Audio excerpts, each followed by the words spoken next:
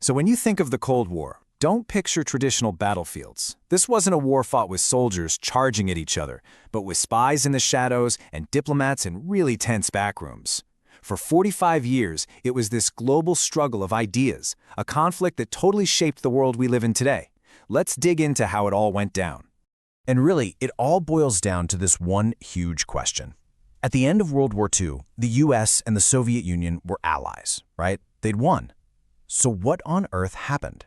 How did that partnership just completely shatter and morph into decades of hostility? That's what we're going to unpack. All right, so our story kicks off right as World War II is wrapping up. But instead of the lasting peace everyone was hoping for, the world found itself split right down the middle, staring down the barrel of a new, colder kind of conflict between the very countries that had just won the war. See, at the very heart of this thing were two completely opposite ways of looking at the world.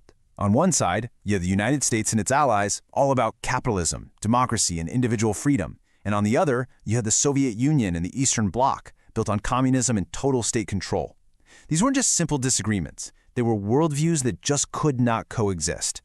And you know, Winston Churchill just nailed it with one single powerful phrase.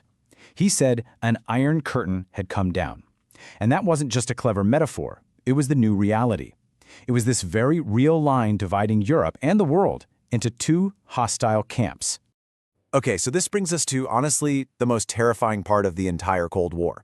With both the US and the Soviets having thousands of nuclear weapons, the big question wasn't if they'd fight, but how they could possibly avoid wiping out all of humanity in the process. And the world was kept in this super fragile, horrifying kind of peace by one idea: mutual assured destruction, or, fittingly, MAD. The logic behind it was, well, it was as simple as it was completely insane. If one side launched its nukes, the other side would launch theirs before the first bombs even landed. The result? Total global annihilation. The only thing that kept the peace was the guarantee that nobody could ever win a nuclear war. And the sheer scale of this arms race, it's almost impossible to wrap your head around.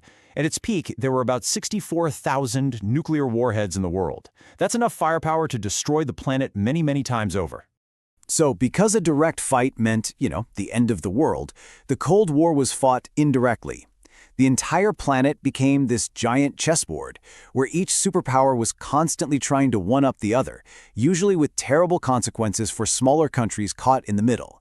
And the main way they did this was through something called a proxy war. Here's how it worked. Instead of fighting each other head-on, the US and the Soviet Union would find a conflict somewhere in the world and then back the opposing sides with money, weapons, and training. They turned local fights into superpower showdowns. And these weren't small skirmishes. These wars exploded all over the planet. From the brutal fighting in Korea and Vietnam to the decade-long disaster for the Soviets in Afghanistan, the superpowers fueled these conflicts that cost millions of lives, all happening far away from Washington or Moscow. But for all the fighting in the shadows, there was one moment when the world came closer to actual nuclear war than ever before or since. We're talking about 13 days in October of 1962, when literally everyone was holding their breath. Yeah, let's just walk through this because it is absolutely chilling. On October 16th, President Kennedy sees photos of Soviet nuclear missile sites in Cuba, just off the coast of Florida. A few days later, he goes on TV and announces a naval blockade, basically daring the Soviets to cross it. But things get really scary on October 27th. A US spy plane is shot down over Cuba. For hours, it felt like nuclear war was about to happen.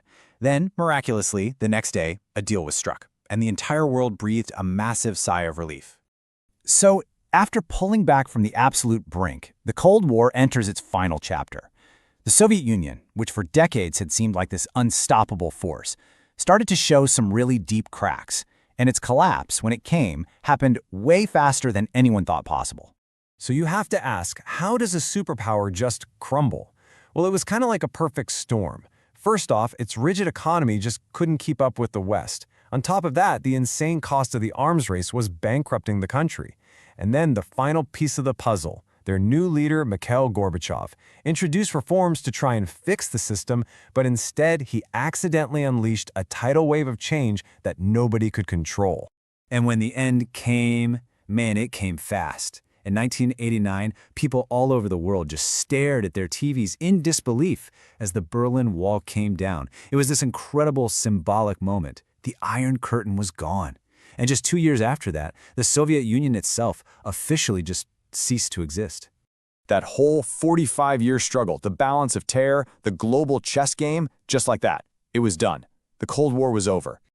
But, that ending leaves us with one last really important question. This conflict didn't just end, it completely redefined the world. Its echoes